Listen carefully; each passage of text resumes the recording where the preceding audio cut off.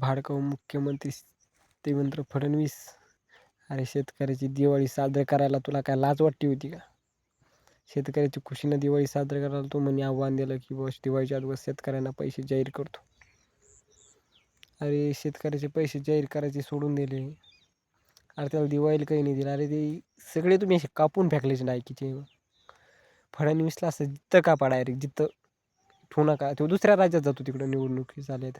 आणि तिकडं प्रचाराला जायची काही गरज आहे का? तुला इथं निवडून येतो ना तू प्रचार करून. इथलाच पाय ना. अरे इथले शेतकरीला कायला खायला काही नाही.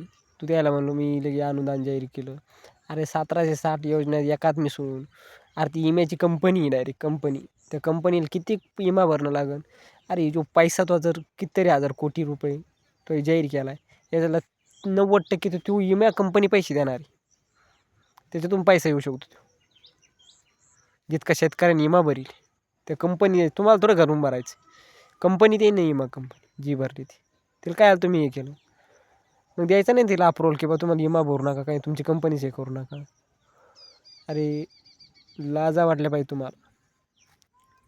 फडणवीस सरकार सगळ्यात मोठं भिकारचोट सरकार. डायरेक्ट आमदार खाडा डायरेक्ट कापून फेकले पाहिजे. ठेवायचे नाही आमदार खासदार काही कामाचे नाही.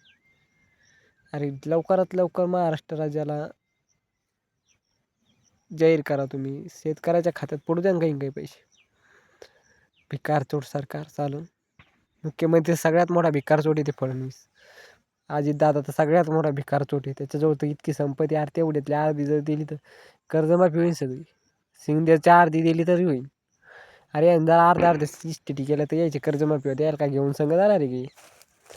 अरे शेतकऱ्याला जगू द्या ना तुम्ही. त्याचा कवडी मोल भावाला भाव द्यायला 6,000 रुपये क्विंटल भाव असतो का कापसाला. सोनं गेलं 1च्या पुढे 1.25 लाखाच्या पुढं. चांदी गेली 1.5 लाख रुपये किलो. मग ती 50,000 रुपये होती काही महिन्यापूर्वी. 80-90,000 रुपये.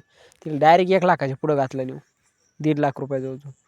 करायचं काय शेतकऱ्यानं फाश्या घ्यायच्या का. म्हणजे तुम्ही चांदी सोनं डायमंड तुमचे शेअरचे भाव कंपनीचे भाव कंपनीचा पैसा म्हणजे सगळ्या गोष्टीचं वाढू राहिलं. खता औषधं दुकानं सगळे वाढू राहिले आणि शेतकरी मारा लागला नाही डायरेक्ट. आता त्या कापसाला भाव नाही तुरीला भाव नाही गव्हाला भाव नाही ज्वारीला भाव नाही कायालाच भाव नाही त्याच्या. भाडकाऊ सरकार चालू मेंगा सरकार आहे माय गेलं सगळं. सरकारचा धिक्कार करतो मी.